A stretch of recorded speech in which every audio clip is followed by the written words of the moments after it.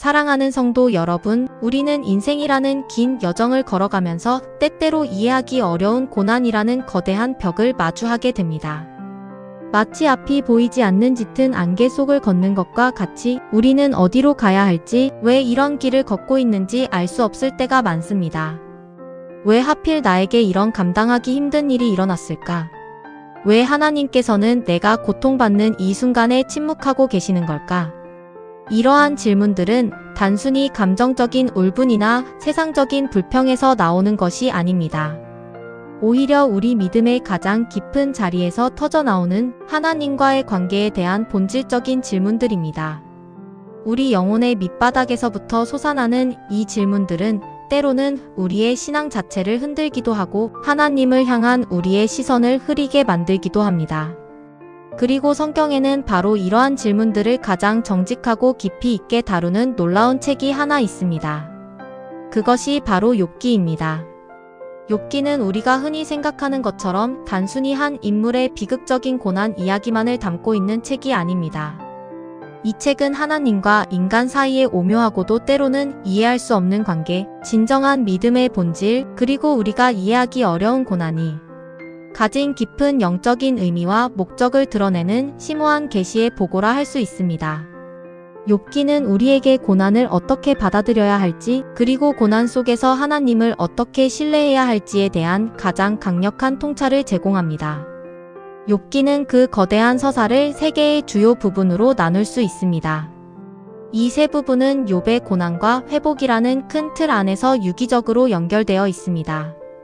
먼저 1장과 2장에서는 하늘에서 벌어지는 영적인 회의와 그 결과로 시작되는 욥의 시험 과정을 다룹니다. 이곳에서 우리는 눈에 보이지 않는 영적인 세계에서 사탄과 하나님 사이에 오가는 대화와 사탄의 참소를 통해 인간 세상에 일어나는 고난이 단순한 우연이 아니라 하나님의 주권 아래에서 일어나는 영적인 사건임을 엿볼 수 있습니다. 이어서 3장부터 37장까지는 고난 가운데 있는 욥과 그를 찾아온 세 친구들, 즉 엘리바스, 빌단, 소발, 그리고 나중에 등장하는 엘리후라는 또 다른 인물 간에 펼쳐지는 길고도 격렬한 논쟁을 담고 있습니다. 이 논쟁 속에서 고난의 원인과 하나님의 정의에 대한 다양한 인간적인 시각과 논리들이 충돌하게 됩니다. 욥은 자신의 무죄를 주장하며 고난의 이유를 묻고, 친구들은 욥의 죄 때문에 고난이 왔다고 끊임없이 비난합니다. 이 논쟁은 고난에 대한 인간의 제한적인 이해와 하나님의 무한한 지혜 사이의 간극을 여실히 보여줍니다. 그리고 38장부터 42장까지는 마침내 고난 속에서 침묵하시던 하나님께서 직접 욥에게 응답하시고 그 응답을 통해 욥이 진정한 회복과 깨달음을 얻는 과정을 보여줍니다. 이 부분은 욥기 전체의 정점이며 고난의 의미에 대한 가장 심오한 하나님의 계시가 담겨 있습니다. 이제 욥이라는 인물에 대해 좀 더 깊이 들어가 보겠습니다. 욥은 동방 땅이 가장 위대하고 의로운 사람으로 알려져 있었습니다. 성경은 그를 온전하고 정직하여 하나님을 경외하며 악에서 떠난 자라고 묘사합니다. 하나님께서도 그를 향해 세상에 그와 같은 자가 없다라고 인정하실 만큼 그의 믿음과 인격은 탁월했습니다. 그는 많은 재산과 자녀들을 가진 부유한 사람이었으며 그의 삶은 당시 모든 사람들이 부러워할 만한 모범적인 삶이었습니다. 하지만 이러한 욥에게 갑작스럽고도 상상할 수 없는 너무나도 잔인한 고난이 닥쳐옵니다. 하루아침에 그의 모든 재산을 약탈자들에게 잃고 심지어는 그의 10명의 사랑하는 자녀들을 모두 잃는 비극을 겪게 됩니다. 여기서 멈추지 않고 그의 몸에는 머리부터 발끝까지 악성 종기가 퍼져 극심한 고통에 시달리며 건강마저 빼앗기고 맙니다. 그의 아내는 하나님을 저주하고 죽으라고 말하며 그를 떠나고 친구들은 위로 대신 비난의 화살을 퍼붓습니다. 이 모든 고난은 단순한 우연이나 불운한 사고가 아니었습니다. 욥기 서두에서 분명히 보여주듯이 이 고난은 하늘 보좌에서 시작된 영적인 싸움의 결과였습니다. 사탄은 욥의 믿음이 조건적인 것이며 그가 하나님을 경외하는 이유가 단지 하나님께서 주시는 복 때문이라고 주장하며 욥을 시험할 것을 요청했던 것입니다. 하나님은 사탄의 도전을 허락하셨고 그 결과 욥은 상상할 수 없는 고통 속으로 던져지게 됩니다. 그러나 하나님은 욥의 생명만은 건드리지 못하게 하셨고 이것은 고난 속에서도 하나님의 주권과 한계가 있음을 분명히 보여줍니다. 욥기의 핵심 질문은 바로 이것입니다. 과연 고난에는 반드시 그에 합당한 이유가 있는가? 우리가 고통받는 모든 일에 대해 명확하고 합리적인 설명을 찾을 수 있는가? 욥의 친구들은 이 질문에 대해 매우 단호하고 명확하게 답했습니다. 그들은 욥의 고난이 분명히 그가 지은 죄의 결과라고 주장하며 욥에게 회개할 것을 끊임없이 종용했습니다. 그들의 논리는 당시 보편적인 인과응보 사상에 깊이 뿌리박힌 것이었습니다. 곧 의롭게 살면 하나님께 복을 받고 번성하며 죄를 지으면 반드시 하나님께 벌을 받아 고난을 당한다는 단순하고도 표면적인 논리였습니다.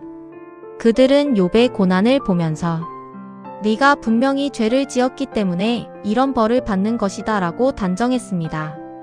그러나 하나님께서는 욥기 마지막에 친구들의 말을 단호하게 틀렸다고 선언하십니다. 하나님은 친구들이 나를 가리켜 말한 것이 내 종 욥의 말처럼 옳지 못함이니라.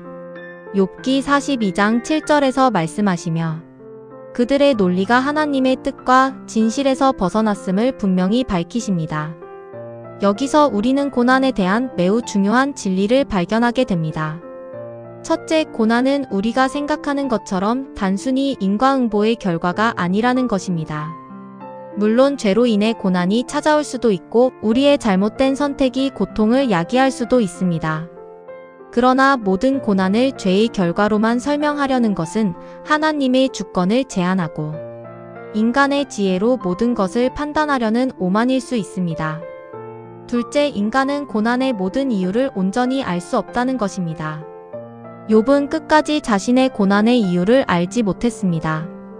하나님께서는 욥에게 그의 고난이 왜 시작되었는지, 즉 하늘에서 벌어진 사탄과의 영적 싸움에 대해서는 단 한마디도 설명해 주지 않으셨습니다. 대신 하나님께서는 욥에게 질문을 쏟아내십니다. 내가 땅에 기초를 놓을 때 네가 어디 있었느냐? 네가 만일 명철을 알거든 말할지니라. 욥기 38장 4절. 이 질문은 무엇을 의미할까요? 이것은 곧 하나님께서 말씀하시는 것입니다. 너는 내가 이 광대한 우주와 복잡한 자연을 창조할 때 어디에 있었느냐? 너의 제한된 지식과 경험으로 나의 무한한 섭리와 계획을 어찌 다 이해할 수 있겠느냐? 즉 하나님은 고난의 이유를 상세히 설명하는 대신 고난 속에서도 변함없이 신실하시고 전능하신 당신 자신을 욥에게 보여주신 것입니다. 고난의 이유를 아는 것보다 고난 속에서 하나님이 어떤 분이신지를 아는 것이 훨씬 더 중요함을 가르쳐 주신 것입니다. 사탄은 하나님께 이렇게 도전했습니다. 욥이 까닭없이 하나님을 경외하겠습니까? 주께서 그와 그의 집과 그의 모든 소유물을 울타리로 두르심 때문이 아니니가. 욥기 1장 9절 10절. 이 질문은 욥기 전체를 관통하는 가장 핵심적인 질문이자 우리의 믿음의 본질을 꿰뚫는 질문입니다. 과연 욥이 그리고 우리 각자가 하나님을 사랑하고 경외하는 이유가 하나님께서 주시는 복과 물질적인 안녕, 평안한 삶 때문일까요? 아니면 그 모든 복과 세상적인 조건들이 사라지고 없을지라도 오직 하나님 그분 자체를 사랑하고 경외하는 것일까요? 욥은 모든 것을 잃고 심지어는 친구들의 오해와 비난 속에서도 자신의 믿음을 굳건히 지켜냅니다. 그는 모든 것을 잃은 절망적인 상황 속에서 이렇게 고백합니다. 내가 모태에서 알몸으로 나았사온즉 또한 알몸으로 그리로 돌아가올지라 주신 이도 여호와시여. 거두신 이도 여호와시오니 여호와의 이름이 찬송을 받으실지니이다. 욥기 1장 21절. 이 고백은 단순히 체념이나 절망적인 순종이 아니었습니다. 이것은 모든 것을 초월하여 하나님의 주권을 인정하는 진정한 믿음의 고백이었습니다. 그리고 더 나아가 그는 그가 나를 죽이실지라도 나는 그를 신뢰하리라. 그러나 나의 행위를 그 앞에서 변호하리라. 욥기 13장 15절에서 고백합니다. 이 고백은 인간이 할 수 있는 신앙 고백의 절정이라고 할 수 있습니다. 모든 희망이 사라진 것 같은 상황 속에서도 죽음 앞에서도 하나님을 향한 흔들림 없는 신뢰를 보여주는 것입니다. 참된 믿음은 어떤 조건이나 상황에 따라 흔들리고 변하는 것이 아니라 모든 것을 초월하여 하나님과의 인격적인 관계 위에 굳건히 서 있는 것임을 욥은 그의 삶을 통해 우리에게 강력하게 보여주었습니다. 이것이 바로 조건 없는 신앙, 하나님 자체를 목적으로 하는 신앙의 본질입니다.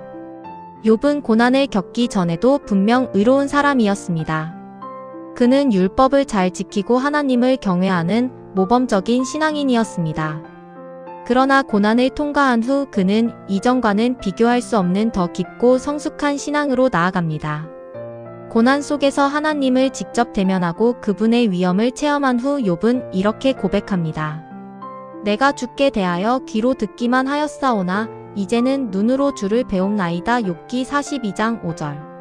이 고백은 욥에게 일어난 놀라운 신앙의 전환, 즉 영적인 각성을 보여줍니다.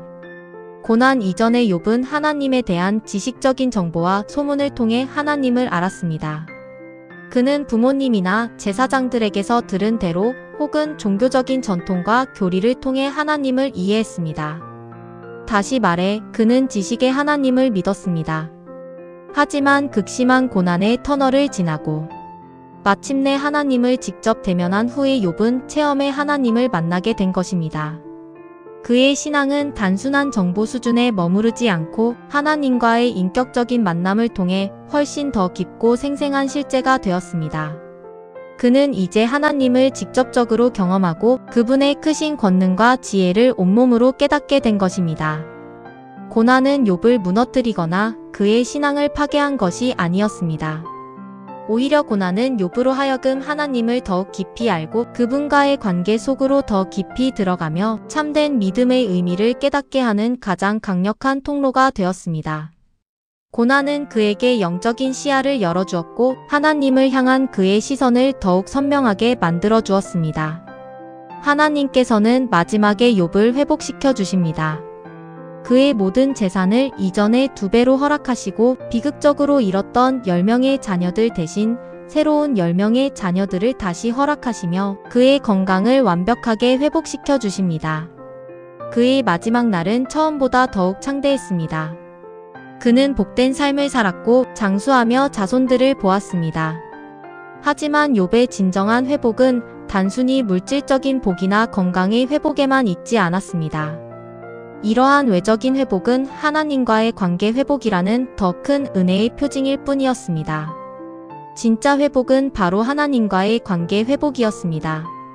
욥은 이 모든 고난을 통해 이전보다 훨씬 더 깊이 있는 하나님을 알게 되었고 그분과의 관계는 더욱 친밀하고 견고해졌습니다. 그는 이제 하나님을 지식적으로 아는 것을 넘어 삶의 모든 영역에서 그분의 살아계심과 주권을 체험적으로 아는 사람이 된 것입니다. 이것이 욥이 받은 가장 큰 축복이자 진정한 회복이었습니다. 그의 고백처럼 눈으로 하나님을 뵙게 된 것, 그 인격적인 만남이 모든 것을 회복시키는 열쇠였습니다. 사랑하는 성도 여러분, 우리는 여전히 이 세상에서 이해할 수 없는 고난을 마주하며 살아가고 있습니다. 우리 주변을 둘러보면 혹은 우리 자신의 삶 속에서 불의한 자들이 번성하고 의로운 자들이 고통받는 것처럼 보이는 아이러니한 상황들을 자주 목격합니다.